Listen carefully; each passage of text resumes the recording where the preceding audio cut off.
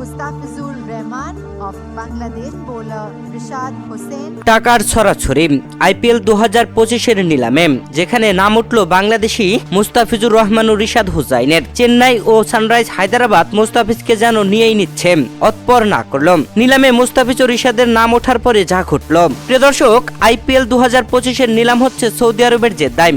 আর এই নিলামে রেকর্ডময় দামে বিক্রিত হলো একাধিক খেলোয়াড়। তবে আচমকিত করেছে বেশ কিছু ভালো প্লেয়ার দল পায়নি। এদিকে বাংলাদেশি 12 ক্রিকেটার থাকলেও নাম উঠল শুধু মুস্তাফিজুর রহমান ও রিশাদ হুসাইনের। আর এই দুই ক্রিকেটারের নাম উঠলেও নিল না কোনো দল। যেখানে মুস্তাফিজুর রহমানের ভিত্তিমূল্য ছিল 2 কোটি রুপি। আর 2 কোটি ভিত্তিমূল্যতে আইপিএল 2025-এর নিলামে মুস্তাফিজুর রহমানের নাম ডাকতেই চেন্নাই সুপার কিংসের ম্যানেজমেন্ট আলোচনা করছিল নিবে কি নিবে না। অন্যদিকে আলোচনা করছিল সানরাইজ হায়দ্রাবাদ। তবে দু দলের কেউ বিট করলো না, দল পেলেন না মুস্তাফিজ। নিলামে মুস্তাফিজের নাম ডাকার বেশ কয়েকজন পরে নাম উঠল রিশাদ হুসাইনের। স্পিন বোলার রিশাদ হুসাইনের নাম উঠলেও কোনো দল আগ্রহ দেখালো না, দল পেলেন না মুস্তাফিজুর রহমান ও রিশাদ হুসাইন। তবে কি বাংলাদেশি বলে এদেরকে এভাবে অবহেলা করা হলো?